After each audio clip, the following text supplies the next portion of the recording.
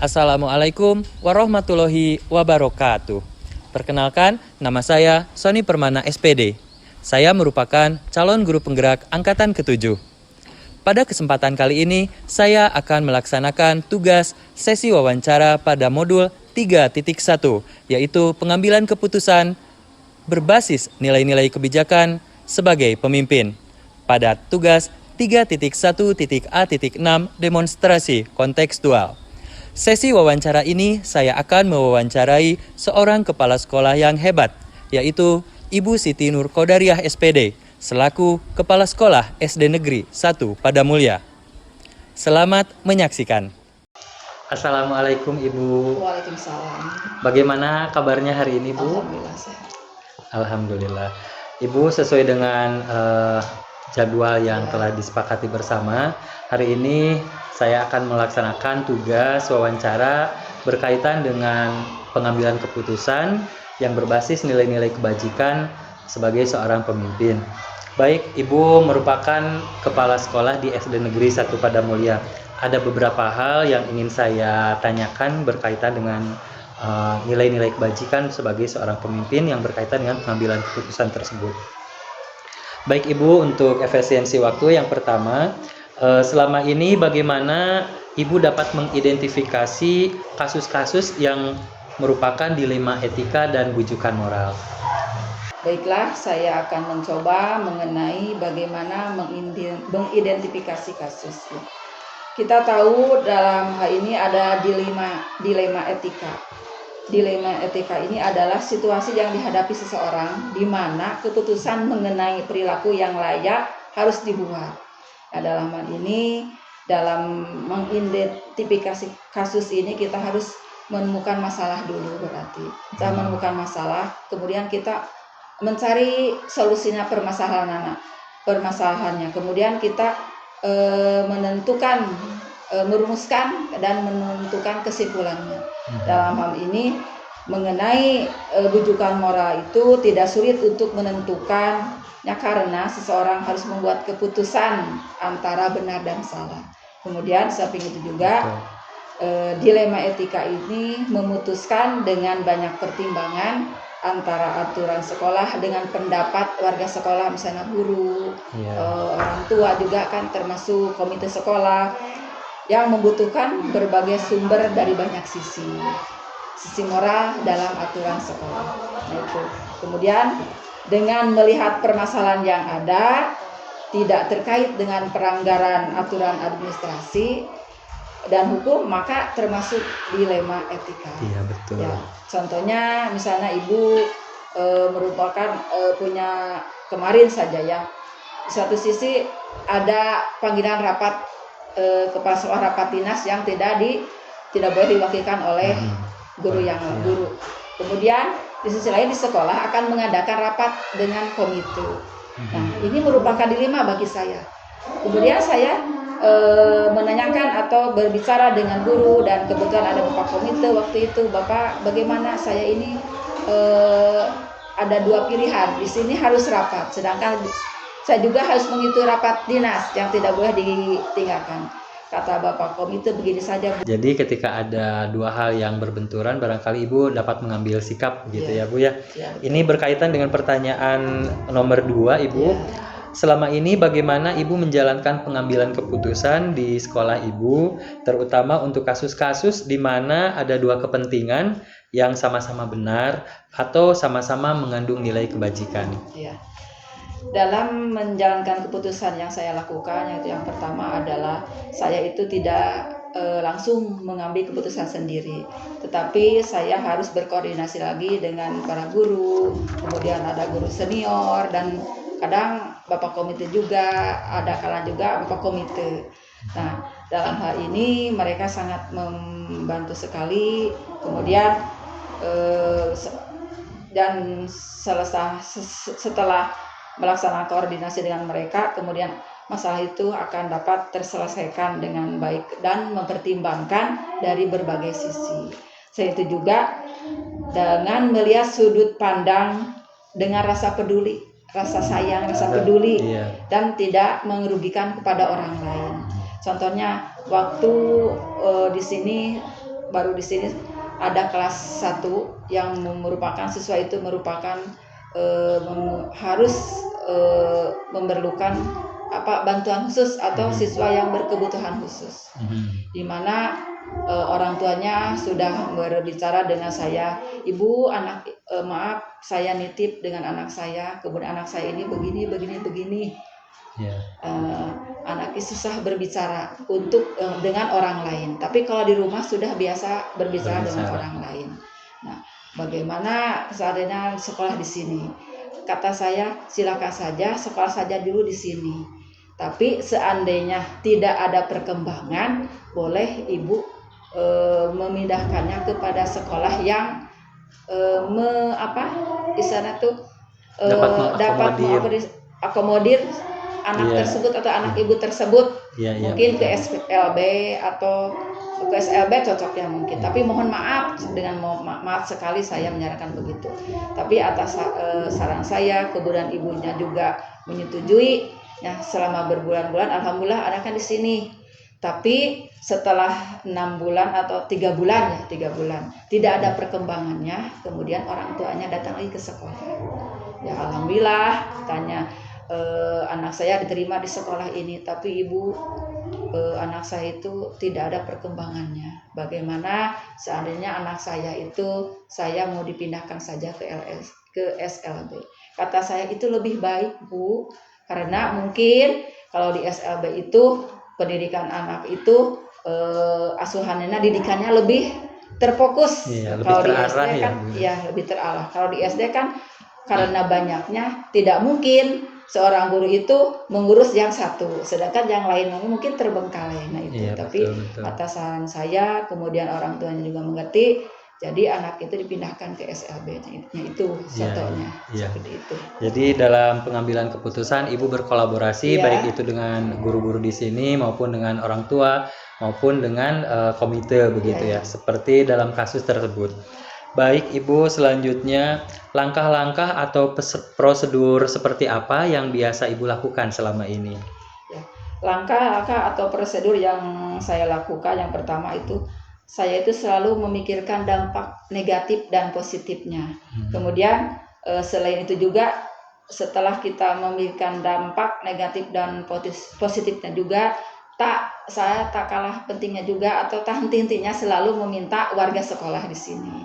Karena segala sesuatu itu harus dengan musyawarah. Tanpa musyawarah segala sesuatunya tidak akan berjalan dengan baik atau tidak akan terselesaikan dengan baik suatu masalah itu. Kemudian setelah kita berkoordinasi dengan warga sekolah, kita akan membuat suatu kesimpulan. Kesimpulan itu dengan atas dasar kesepakatan bersama. Betul. Setelah itu kita juga dilihat dari berdasarkan aturan yang ada di sekolah dengan mempertimbangkan kepentingan bersama juga. Baik Ibu, jadi tetap ya dalam pengambilan keputusan ada langkah-langkah yang Ibu ambil, kemudian salah satunya adalah berkolaborasi dengan aspek yang ada di sini, guru, komite dan orang tua. Jadi tadi itu mengutamakan kepentingan bersama. Iya betul, mengutamakan kepentingan bersama. Baik Ibu, yang selanjutnya adalah hal apa saja yang selama ini Ibu anggap efektif dalam pengambilan keputusan pada kasus-kasus dilema etika? Ya, yang dianggap efektif dalam pengambilan keputusan itu yang pertama, kita itu harus mengidentifikasi masalah dulu. Setelah itu kita mengumpulkan informasi apakah informasi itu dapat dipertanggungjawabkan atau tidak. Karena kalau tidak ada informasi yang relevan juga kita kan sulit untuk menentukannya. Setelah itu kita mencari solusi dan mempertimbangkan kembali permasalahan itu ya, pertimbangkanlah kembali solusi itu sebelum kita membuat suatu keputusan. Jadi dalam keputusan di sini tidak tergesa-gesa, harus memerlukan pertimbangan. Dengan memperhitungkan dari sisi lain. Selain itu juga kita juga harus selalu menanyakan permasalahan ini untuk apa? Untuk menggali informasi supaya informasi tersebut dapat memberikan solusi sesuai dengan tingkat kerumitan masalah tersebut. Jadi kita juga menanyakan gitu supaya tidak rumit dalam permasalahan itu. Apalagi seandainya kita selalu berkonsultasi, memberikan arahan-arahan, komunikasi dengan pihak lain, insya Allah walaupun sesulit apapun suatu permasalahan, kalau dilaksanakan secara bersama, insya Allah akan tetap terselesaikan. Iya betul, ada solusi ya Ibu Iya. ya. Betul, baik Ibu. Selanjutnya, hal apa saja yang selama ini merupakan tantangan dalam mengambil keputusan pada kasus-kasus dilema etika? Hal yang merupakan tantangan dalam pengambil keputusan yaitu bagi saya yang pertama adalah rasa keadilan dan kasihan atas perlakuan perlakuan yang sama pada semua orang. Jadi kadang-kadang kita itu bingung ya dengan rasa kasih sayang. Ini perlakuannya begini, tapi kan tidak boleh begitu. Kita itu harus memiliki perlakuan yang sama pada semua orang, tidak boleh memilah dan memilih. Yang kedua, kita adanya perbedaan pendapat ya, perbedaan pendapat tentang sebuah keputusan. Misalnya dalam keputusan itu mengingat ya banyak paham dari si A, si B gitu. Dari pendapat yang berbeda yang sama itu kan kita harus mencari suatu keputusan bersama. Betul, Jadi betul. selain itu juga dari selain itu ada juga perbedaan latar belakang pemikiran dan pemahaman, sehingga kelompok kecil terus melawan kelompok besar. Misalnya itu anak-anak ini misalnya tidak bisa dalam mengerjakan matematika, bilangan misalnya bilangan pertambahan, sedangkan yang ini belum bisa. Nah, kita tidak semuanya anak itu harus bisa mengerjakan tentang bilangan, itu tidak semuanya, tapi harus dibagi-bagi. Ini yang bisa dikelompokkan lah mungkin, ini yang bisa, ini yang belum bisa. Berarti kita juga cara mengajarkannya juga pasti berbeda. Tidak sama dengan yang sudah paham tentang bilangan, walaupun hanya bilangan misal dari 1 sampai 10, terutama untuk kelas 1 sangat sulit ya, sangat sulit karena masih pertama mungkin pasti paham gitu. Dan setiap siswa itu kan berbeda pemahamannya. Jadi dalam hal ini harus ada pengelompokan supaya memudahkan dalam proses pembelajaran agar apa yang disampaikan oleh kita itu berhasil, mungkin begitu. Iya betul Ibu. Baik Ibu, selanjutnya apakah Ibu memiliki sebuah tata kala atau jadwal tertentu dalam sebuah penyelesaian kasus dilema etika? Apakah Ibu langsung menyelesaikannya di tempat atau memiliki sebuah jadwal tertentu untuk menyelesaikan masalah tersebut? Bentuk atau prosedur apa, seperti apa yang Ibu jalankan? Ya, secara umum ya aturan itu sudah ditentukan, namun ada pertimbangan dari sisi lain. Kemudian kita itu memerlukan pemikiran yang jernih dalam argumen yang kuat untuk memutuskan suatu permasalahan itu. Betul. Jadi dalam permasalahan ini apabila ada suatu masalah itu langsung diselesaikan di tempat dan tanpa mengurus waktu yang akan datang, misalnya di besok. Jadi tidak langsung saja diselesaikan di tempat itu juga. Kemudian saya dicatatnya pada sebuah buku pembinaan, kemudian ditulis dengan permasalahan yang ada. Setelah itu nanti orang tersebut suruh menandatangani supaya ada bukti, bagi anak, misalnya si A itu atau si B itu sudah mendapat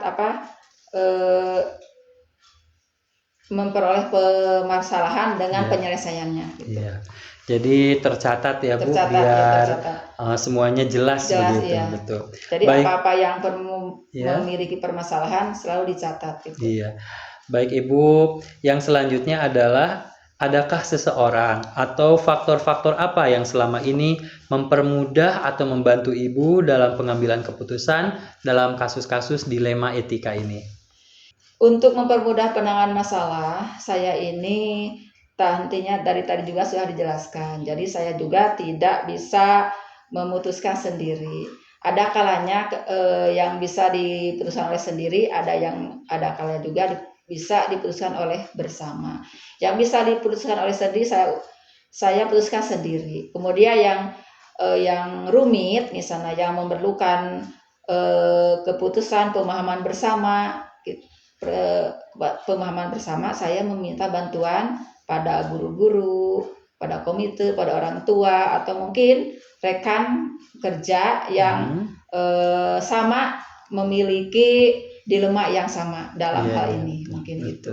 Jadi otomatis saya juga bekerja sama dengan guru-guru yang ada di sini, utamanya guru-guru di sini dulu. Iya, jadi dalam pemecahan masalah tergantung dari rumit atau tidaknya, iya betul, permasalahan tersebut ya Ibu. Ibu baik, sekarang pada sesi yang terakhir barangkali ini, dari semua hal yang telah disampaikan, pembelajaran apa yang dapat Ibu petik dari pengalaman Ibu mengambil keputusan dilema etika ini? Ya, pelajaran yang saya petik dari dilema ini adalah yang pertama, kita itu dalam mengambil keputusan itu tidak boleh tergesa-gesa, tetapi harus dipikirkan dengan matang, dan kita juga harus selalu berkonsultasi dengan orang lain. Selain itu juga kita itu keputusan itu harus selalu dipertimbangkan baik buruknya, supaya apa? Supaya orang lain tidak merasa tersakiti mungkin ya dengan keputusan tersebut. Dan keputusan itu supaya betul-betul merasa yakin, dan keputusan itu supaya betul-betul yakin dapat dapat oleh kita gitu, diputuskan oleh kita. Selain itu juga dengan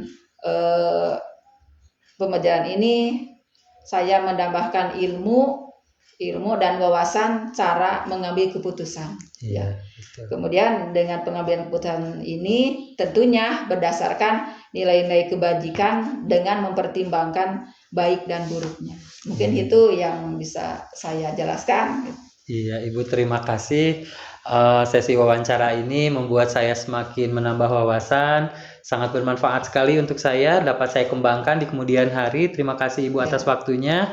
Mudah-mudahan Ibu dapat lebih maju dalam karir, dalam menangani setiap masalah ketika berada di sekolah gitu Ibu. Terima kasih. Ya, terima kasih. Iya. Assalamualaikum Ibu. Kali ini saya sedang berada di SD Negeri 2 Cijulang. Pada kegiatan sesi wawancara ini, saya akan mewawancarai seorang kepala sekolah yang hebat, yaitu Ibu Cucu Rikawati SPD. Sekolah ini sedang dalam program Sekolah Penggerak. Selamat menyaksikan. Assalamualaikum Ibu. Waalaikumsalam Bapak. Apa kabarnya hari ini? Alhamdulillah sehat. Alhamdulillah. Bagaimana kabar Bapak? Alhamdulillah Ibu, alhamdulillah sehat. Alhamdulillah saya sangat senang kehadiran Bapak di sini. Ya, terima kasih Ibu telah memberikan waktunya untuk saya dalam kegiatan sesi wawancara ini. Baik Ibu, ada beberapa hal yang ingin saya tanyakan berkaitan dengan pengambilan keputusan berbasis nilai kebajikan sebagai pemimpin. Dalam hal ini Ibu sebagai pemimpin di Satuan Pendidikan di SD 2 Cijulang ya Ibu. Baik, langsung saja Ibu, untuk efisiensi waktu.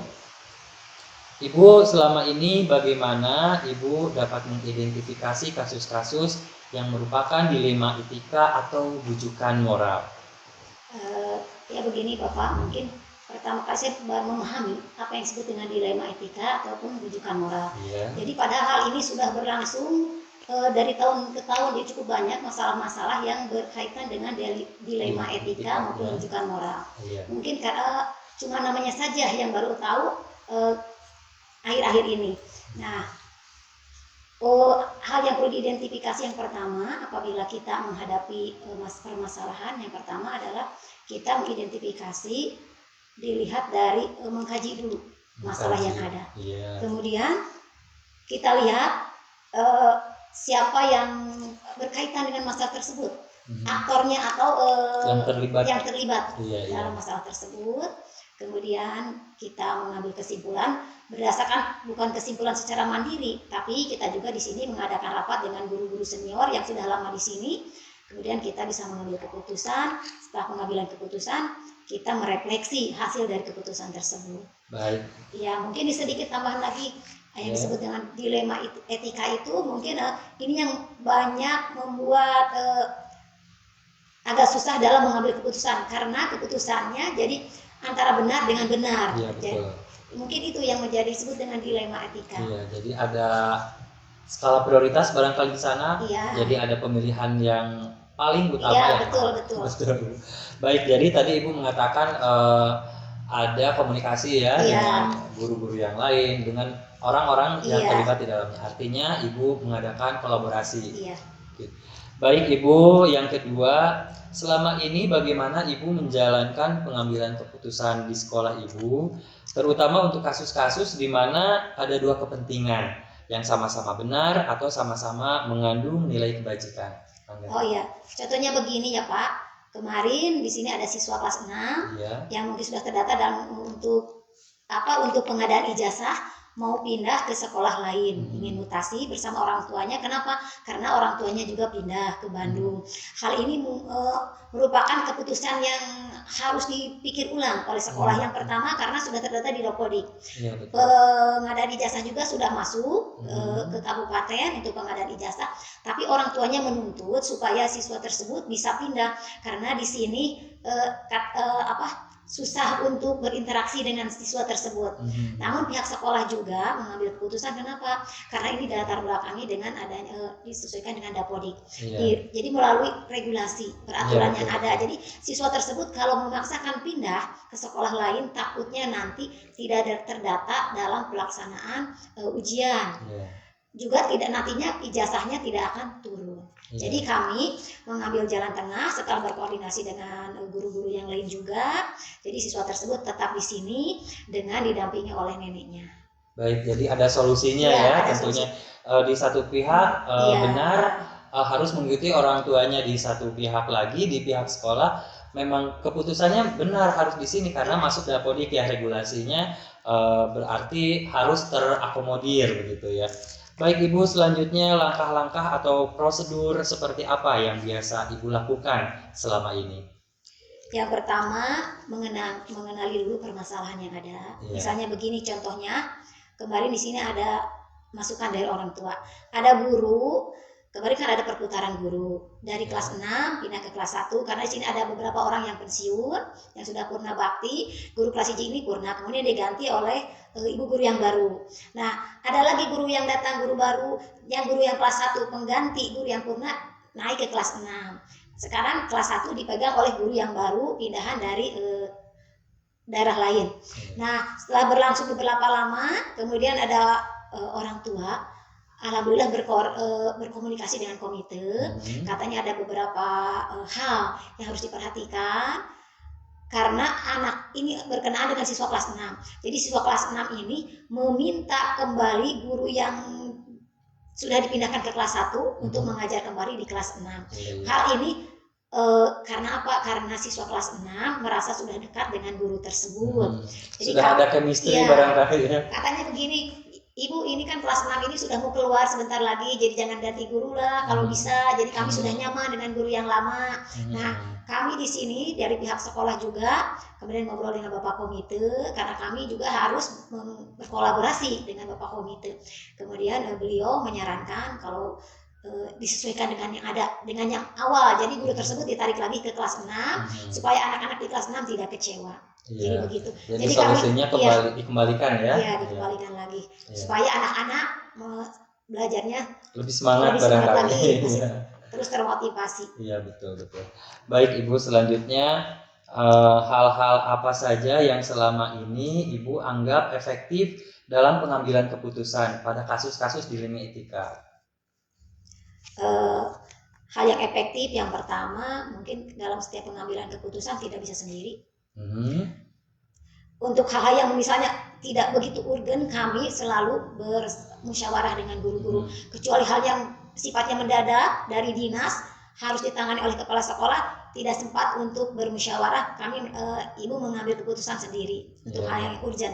Tapi untuk hal yang dengan masyarakat ataupun dengan siswa, kami selalu bermusyawarah. Apalagi di sini ada guru-guru yang lebih senior yang sudah lama mengenal atau orang asli di dekat sekolah, di lingkungan sekitar. Jadi kami selalu berkoordinasi. Jadi dalam pengambilan keputusan, alhamdulillah selama ini tidak pernah menyimpang dari aturan-aturan. Jadi semua kalau ada masalah diterima oleh kedua pihak dengan baik. Artinya ada kolaborasi, ada kolaborasi di antara juga guru, ibu dengan komite. Iya, betul. Iya. Baik, selanjutnya hal-hal apa saja yang selama ini merupakan tantangan? Tentu saja dalam melaksanakan kegiatan ibu sebagai seorang pemimpin di sini pasti ada tantangan dalam pengambilan keputusan pada kasus-kasus dilema etika. Hal apa saja yang selama ini menjadi tantangan itu ibu? Banyak, mungkin setiap permasalahan ada tantangannya ya. Terutama dalam tadi disebutkan oleh Bapak adalah adanya dilema etika. Misalnya begini, ada kebenaran dengan kesetiaan, kemudian ada individual dengan kelompok. Misalnya kadang-kadang di sekolah juga gurunya berbicara, ibu gimana? Misalnya satu kelompok kecil kan individual pribadi, tapi kelompok kecil. Misalnya anak di kelas ini belum bisa membaca, tapi yang kebanyakan yang lain sudah bisa. Apakah kita meninggalkan yang ini untuk mengakomodir yang lebih besar, kelompok yang besar? Nah ini juga mungkin merupakan masalah. Kemudian sepertinya saya selaku pemimpin di sini di lembaga ini, misalnya contoh seperti tadi kebenaran dengan kesetiaan. Jadi ada hal-hal yang mungkin tidak bisa memang hal itu benar, tapi kita juga harus mengakomodir orang yang lebih banyak. Iya, betul. Kepentingan lain supaya menjadi tidak terjadi ekses yang lebih jauh lagi. Jadi, dan begini, maaf, akhirnya yang paling utama adalah proses pembelajaran. Proses pembelajaran. Berjalan dengan lancar. Itu intinya itu. Proses pembelajaran kepada anak juga harus itu lebih penting. Iya, betul Ibu. Untuk selanjutnya, apakah Ibu memiliki sebuah jadwal atau tata kala tertentu dalam sebuah penyelesaian kasus dilema etika? Apakah Ibu langsung menyelesaikan di tempat atau memiliki sebuah jadwal untuk menyelesaikannya? Bentuk atau prosedur seperti apa yang Ibu jalankan? Jadi dalam penyelesaian masalah kami tidak memiliki jadwal khusus. Jadi setiap permasalahan langsung dibahas, langsung dimusyawarahkan dengan guru maupun komite. Jadi pada hari itu juga sudah langsung beres. Alhamdulillah tidak pernah ada tertunda-tunda untuk penyelesaian masalah. Jadi tidak ada jadwal khusus, tidak berlarut-larut. Karena hal itu kalau ada masalah di lama-lama atau berlarut nantinya tidak akan baik. Eksesnya ya, terutama kepada anak-anak. Iya, betul.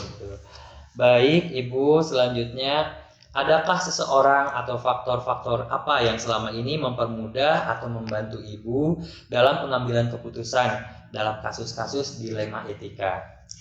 Ada, mungkin saya juga meskipun di sini sebagai pemimpin, tapi saya tidak pernah melakukan seperti yang tadi dibicarakannya. Tidak bisa mengambil keputusan secara sendiri atau sepihak, tapi kami selalu bermusyawarah dengan ada di sini guru-guru yang lebih senior, kebetulan orang sini juga, jadi kami selalu berkolaborasi, meminta pendapat beliau bagaimana baiknya, untuk apa, untuk kemajuan di sekolah kita juga. Jadi kami ibu mendengarkan pendapat beliau juga kepada Bapak Komite yang asli orang sini. Jadi kami berkolaborasi, bekerja sama, memutuskan apapun, terutama dalam hal-hal yang sifatnya misalnya keuangan, apalagi yang sensitif, itu harus sangat hati-hati. Iya, betul. Baik Ibu, mungkin ini pertanyaan terakhir. Nah, dari semua hal yang telah Ibu sampaikan, pembelajaran apa yang dapat Ibu petik dari pengalaman Ibu dalam mengambil keputusan dilema etika ini?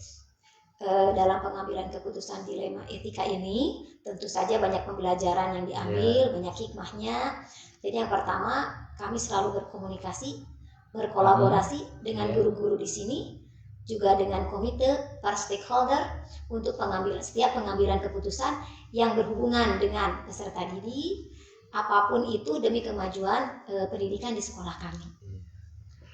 Mudah-mudahan jawaban dari kami, dari pihak sekolah cukup memuaskan dari Bapak. Insya Allah Ibu, ini sangat memuaskan karena ini juga merupakan pembelajaran bagi saya ketika nanti di satuan pendidikan saya bisa mengimbaskan ini ke satuan pendidikan, dan insya Allah apa pengalaman yang telah Ibu sampaikan tadi menjadi sesuatu yang bermanfaat bagi saya, khususnya bagi saya tentunya ya. Ibu, terima kasih sesi wawancara hari ini, banyak hal yang dapat saya petik. Semoga kedepannya Ibu lebih mantap lagi dalam memimpin Satuan Pendidikan SD Negeri 2 Cijulang ini ya. Terima kasih telah menyempatkan waktu untuk saya. Wassalamualaikum Ibu. Waalaikumsalam warahmatullahi wabarakatuh. Demikianlah sesi wawancara dengan para kepala sekolah hebat untuk tugas 3.1.A.6 demonstrasi kontekstual pada modul 3.1, yaitu pengambilan keputusan berbasis nilai-nilai kebajikan sebagai pemimpin. Semoga menginspirasi. Wassalamualaikum warahmatullahi wabarakatuh.